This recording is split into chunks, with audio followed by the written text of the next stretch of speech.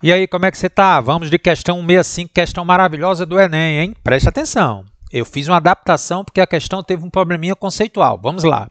Em qualquer obra de construção civil é fundamental a utilização de equipamentos de proteção individual, tal como capacetes. Por exemplo, a queda livre de um tijolo de massa 2,5 kg de uma altura de 5 metros, cujo impacto contra o capacete pode durar até 0,5 segundos e resultar em um módulo da força média exercida pelo tijolo sobre o capacete maior que o peso do tijolo.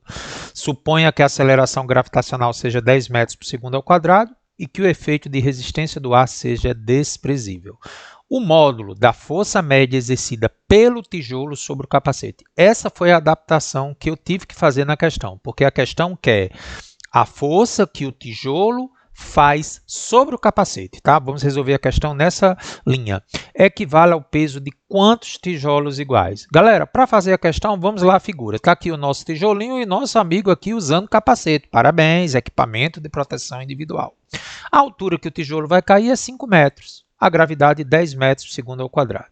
Vamos desprezar qualquer tipo de resistência do ar. Para calcular a velocidade do tijolo imediatamente antes de atingir o capacete, vem comigo, vovô, vovó e duas amigas dela, Torricelli. Velocidade inicial do tijolo, 0. Distância a ser vencida, 5 metros. E a aceleração é a gravidade. Substitui para mim, Carlos.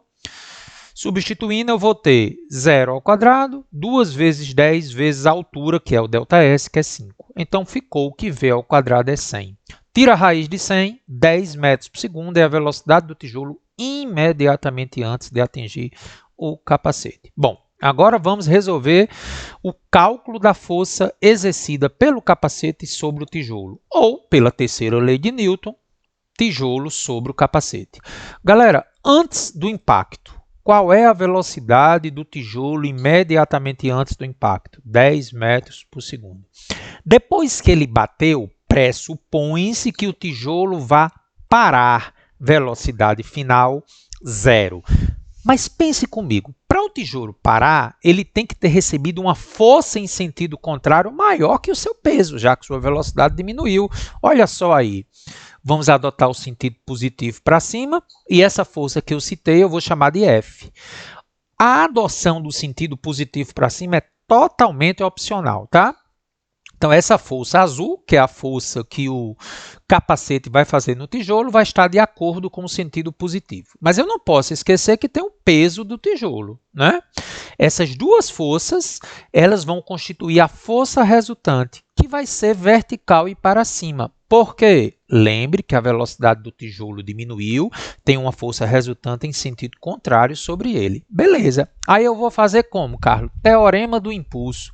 Lembra ainda que o impulso é a variação da quantidade de movimento ou variação do momento linear? Beleza. Só que impulso em física é também força resultante vezes o intervalo de tempo. Ô, Carlos, está em notação vetorial. Aí veja, as duas forças têm sentidos contrários. A resultante é a diferença delas, né? E a variação da quantidade de movimento, Carlos? Eu não me lembro mais o que é não, Carlos. É a massa vezes a variação de velocidade V2 menos V1. Agora preste atenção. Lembra que você adotou o sentido positivo para cima? Então vamos devagarinho. Peso é massa vezes gravidade. E aqui continuou com V2 menos V1.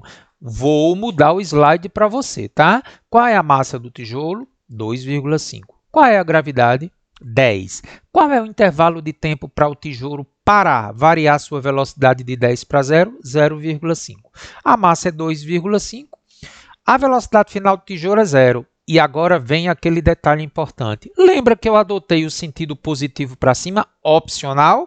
Então, a velocidade do tijolo imediatamente antes do impacto vai ser negativa, porque você adotou o sentido positivo para cima. Então, agora, fazendo a continha, F menos 25 vezes 0,5 é igual a 2,5 vezes 0 menos 10, 10 positivo.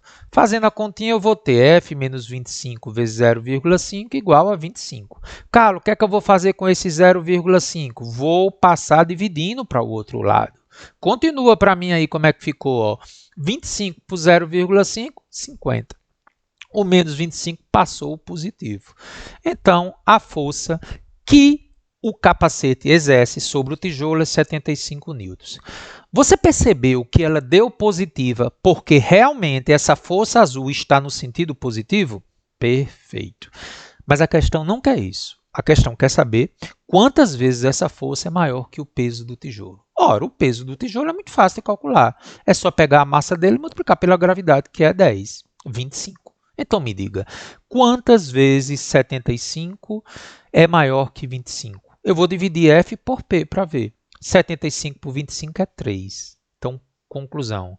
A força exercida pelo capacete sobre o tijolo é o triplo do peso. Portanto, letra A, 3. Gostou da questão?